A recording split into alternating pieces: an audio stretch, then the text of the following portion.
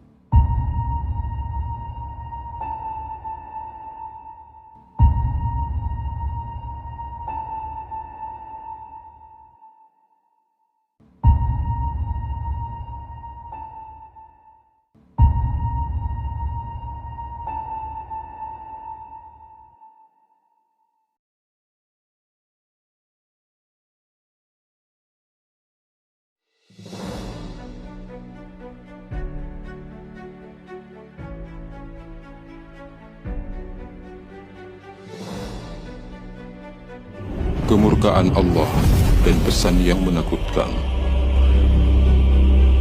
Pada 28 Desember 2018, Muhammad Qasim melihat sebuah mimpi di mana Allah sedang menjelaskan sesuatu kepada umat muslim, tetapi mereka tidak memperhatikan. Allah lantas marah dan berkata kepadaku, "Qasim,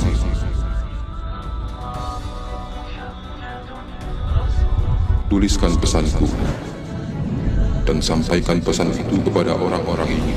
Mereka tidak memperhatikan. Aku akan menimpakan kemurkaanku atas mereka." Allah berkata-kata dengan nada yang marah, dan aku tidak punya pilihan kecuali untuk menuliskan pesannya.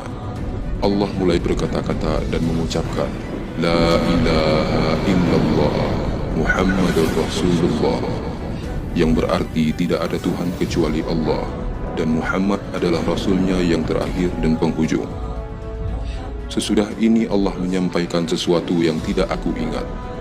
Allah sedang murka dan dia berbicara dengan suara yang marah, tetapi kemarahan itu bukan terhadapku, dan aku terus menulis pesannya. Kemudian beberapa orang mulai mendatangiku. Mereka menjadi tahu bahwa Allah telah memerintahkan Qasim untuk menulis pesannya, dan Qasim terus-menerus menulis dan menyampaikannya kepada orang-orang. Kemarahan dan kejengkelan Allah tidak juga berhenti dan berlanjut terus. Maka aku menjadi takut untuk terus menulis karena merasa takut kepada Allah. Aku berkata kepada diriku sendiri, kenapa Allah menyuruhku untuk menuliskan pesan ini? Apa yang bisa kulakukan sekarang? Karena aku tidak punya pilihan. Lalu aku memberitahu kepada orang-orang yang bersamaku tadi untuk menulis pesan yang masih tersisa. Lalu aku memberitahu mereka bahwa apapun yang Allah sampaikan kepadaku, aku akan menyampaikannya kepada kalian. Dan kalian harus melanjutkan untuk menulis pesan itu. Lalu salah satu dari mereka berkata, baiklah, tidak masalah, kami akan menulisnya. Allah memperhatikan semua ini.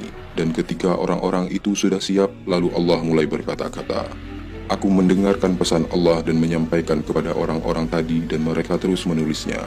Pekerjaan ini sangat baik. Kemarahan dan kemurkaan Allah tidak diarahkan kepada orang-orang itu. Aku berkata kepada diriku sendiri bahwa orang-orang ini cukup berani karena mereka mulai menulis semua ini. Ketika Allah telah menyempurnakan pesannya, maka salah satu dari mereka berkata bahwa pesan Allah yang telah disampaikan ini sangat berbahaya dan menakutkan. India juga akan menjajah beberapa wilayah di Pakistan. Lalu aku berkata kepada mereka, benar, tetapi ketika Allah menolong kita, maka kita akan merebut kembali wilayah itu. Dan juga akan terjadi bahwa sebuah gempa bumi akan datang dan keadaan-keadaan yang selanjutnya akan memburuk setelah itu. Lalu akan ada sebuah gempa bumi dengan intensitas rendah dan kita tidak menyadari bahwa itu adalah gempa yang sama yang sudah kita tunggu sebelumnya. Dan muncul berita bahwa orang-orang yang mengendalikan 2 provinsi besar, rumah mereka runtuh akibat gempa ini dan mereka meninggal dunia. Aku berkata kepada diriku sendiri bahwa ini adalah gempa yang sangat ringan, tetapi sudah bisa meruntuhkan rumah-rumah mereka. Keadaan memburuk setelah ini dan tidak ada yang tahu bahwa apa yang sedang terjadi dan bagaimana cara mengendalikan kekacauan ini. Kekacauan menyebar kemana-mana dan hal itu terjadi persis seperti yang telah Allah sampaikan dan timbul kegelapan di mana-mana.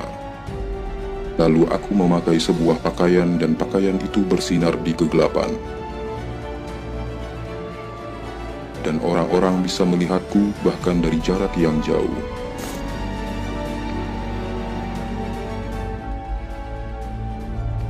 With all due respect, nor have I ever claimed to be the Mahdi, and nor do I want to be him.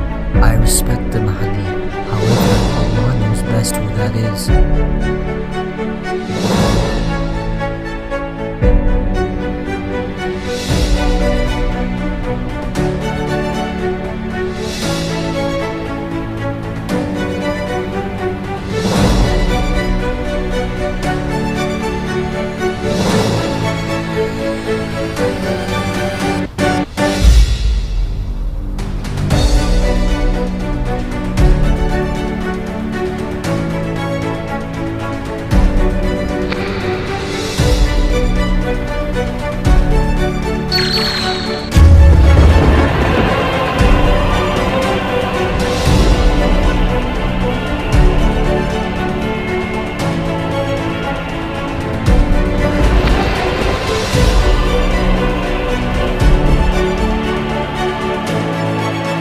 Raise a nation of men and women whom he will bestow his special mercy upon, and raise them to set straight the disposition of the entire world. He will be given the mantle of establishing justice and peace amongst mankind, and Allah will provide to his ummah from the unseen